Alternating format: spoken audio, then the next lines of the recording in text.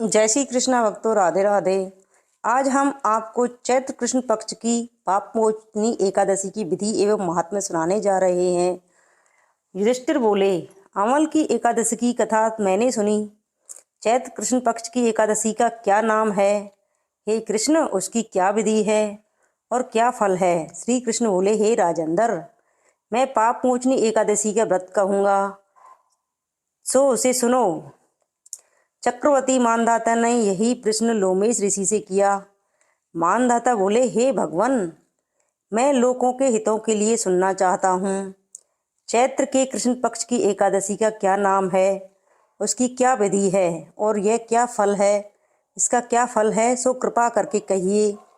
लोमेश ऋषि बोले, चैत्र कृष्ण पक्ष की पापमोचनी एकादशी है वह पिशाच योनि को दूर करने वाली, कामना और सिद्धि को देने वाली है, पापों को दूर करने वाली है, शुभ फल और धर्म को देने वाली है। इस विचित्र कथा को सुनिए। पापमोचनी एकादशी की कथा। प्राचीन समय में वसंत ऋतु में कुबेर का चैत्र रथ नाम का वन फूलों से सुशोभित था। वहाँ गंधर्वों की कन्या किन्नरों के साथ विहार करती थीं। इंद्र आदि देवता भी वहाँ क्रीड़ा करते थे।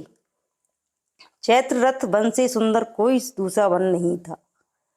उस वन में मुनि तपस्या करते थे। वहाँ मेधावी नाम के मुनि भी निवास करते थे। अप्सराओं ने मुनि को मोहित करने का प्रयत्न किया। एक मंजू घोषा नाम की अप्सरा प्रत्न सोचने लगी। वह भय से आश्रम से एक कोस की दूरी पर सितार को बजाकर मीठे स्वर से गाने लगी। पुष्प चंदन से युक्त गाती हुई उस अप्सरा को देखकर कामदेव ने भी शिवजी के भक्त उन मुनीश्वर को जीतने की इच्छा की। शिवजी के वर को स्मरण करके उसके वह शरीर से में प्रविष्ट हो गया। अप्सरा की भ्रुकुटियों को धनुष बनाकर कटाक्ष की प्रतिष्ठा बनाई। पलक समेत नेत्रों को बाण बनाकर स्तनों को पर्णकुटी बनाकर विजय के लिए आ गया। मंजू घोषा कामदेव की सेना की तरह थी। मेधावी ऋषि को देखकर वह भी काम से पीड़ित हो गई।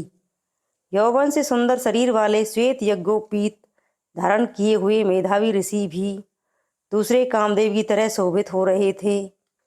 मेधावी मुनि सुंदर च्यवन ऋषि के आश्रम में रहते थे। मंजू घोषा मनुष्यरों को देखकर दूर खड़ी हो कामदेव के वश में होकर मंद स्वर से गाने लगी।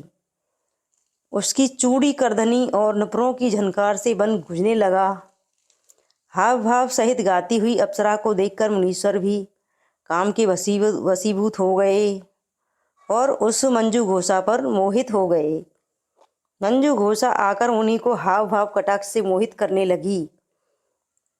वीणा को नीचे रखकर मुनीश्वर को ऐसे आलिंगन करने लगी जैसे वायु से कांपी हुई बेल पेड़ से लिपट जाती है। उसके सुंदर शरीर को देखकर वह मुनीश्वर भी उसके साथ वन में रमण करने लगे। मेधावी मुनि शिव तत्व को भूलकर कामदेव के वशीभूत हो गए। रमण करने में कामी मुनि को दिशा और दिन रात का ध्यान नहीं रहा। इस प्रकार भोग विलास में बहुत समय व्यतीत हो गया। एक दिन मंजू घोषा ने स्वर्गलोक जाने का विचार किया। चलते समय स्मरण करते हुए मुनि से बोली, मुझे अपने घर जाने के लिए आज्ञा दीजिए। मेधावी बोले, हे सुंदर मुख वाली, तू आज संध्या को आई है, प्रातःकाल तक तू मेरे इस पास निवास कर। मुनि के इस वचन को सुनकर वह डर गई।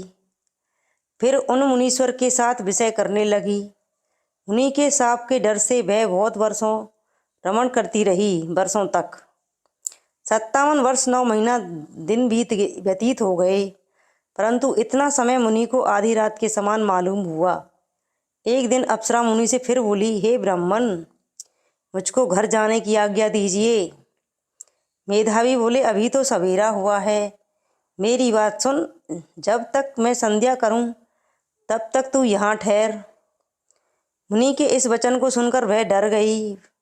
फिर मुस्कुराकर विस्मित होकर बोली कि हे विपेंद्र, आपकी संध्या का कितना प्रमाण है? वह समाप्त हुई कि नहीं? मेरे ऊपर कृपा करके गए हुए समय का विचार करिए। अप्सरा के इस वाक्य को सुनकर मुनि को बड़ा आश्चर्य हुआ। ब्राह्मण ने हृदय में ध्यान करके समय का अनुमान कर लिया और बोले, हे सुंदरी, तेरे साथ 57 वर्ष बीत गए। तप को बिगाड़ने वाली अप्सरा को काल के समान देखकर क्रोध में भरकर आंखों से आग की चिंगारियां छोड़ने लगे। मन में विचार किया कि कष्टों से संचित मेरा तप इसने नष्ट कर दिया। क्रोध से मुनि के होठ कांपने लगे और व्याकुल होकर बोले कि तू पिशाचनी हो जा। हे पापनी, तुझको धिक्कार है। मुनि के इस शाप से दग्ध सुंदर भ्रुकुटी वाली अप्सरा विनम्र होकर मुनि से प्रार्थना करने लगी कि हे वृपेंद्र, कृपा करके शाप को शांत करिए। सज्जनों का वचन और संग 7 कदम चलने पर भी फल देता है। आपके साथ मुझको बहुत से वर्ष बीत गए, इस कारण हे स्वामिन, मेरे ऊपर कृपा करिए। मुनि बोले, हे भद्रे, मैं क्या करूं? यद्यपि तूने मेरा बड़ा भारी तप नष्ट कर दिया है, तथापि मैं तुझको शाप दूर करने का उपाय बतलाता हूँ। चैत्र कृष्ण पक्ष में सब पापों को नाश करने वाली पाप मोचनी नाम की शुभ एकादशी होती है। हे शुभ्रु, उसका वध करने से पिशाच योनि छूट जाती है। यह कहकर वह मेधावी पिता के आश्रम में चले गए। मेधावी को आया हुआ देखकर च्यवन ऋषि बोले, हे पुत्र, तूने यह क्या किया? सब तपस्या को नष्ट कर दिया। मेधावी बोले, मैंने अप्सरा के साथ रमण किया, यह बड़ा भारी पाप है। अब प्रायश्चित बताइए जिससे पाप दूर हो जाए। च्यवन बोले, चैत्र के कृष्ण पक्ष में पाप मोचनी एकादशी होती है। हे पुत्र, उसका व्रत करने से पापों का नष्ट हो जाता है। पिता के इस वचन को सुनकर मुनि ने उत्तम व्रत को किया। मुनि का पाप दूर हो गया और धर्मात्मा हो गए। वह मंजू घोषा भी इस व्रत को करके पाप मोचनी के व्रत के प्रभाव से पिशाच योनि से मुक्त हो गई। दिव्य रूप धारण करके वह सुंदर अप्सरा स्वर्ग को चली गई।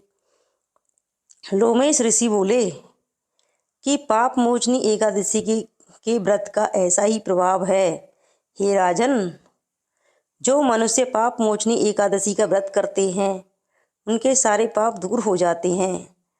इसको पढ़ने और सुनने से अत्यंत पुण्य मिलता है और सभी पापों से मुक्ति मिलती है। इस प्रकार कथा समाप्त हुई।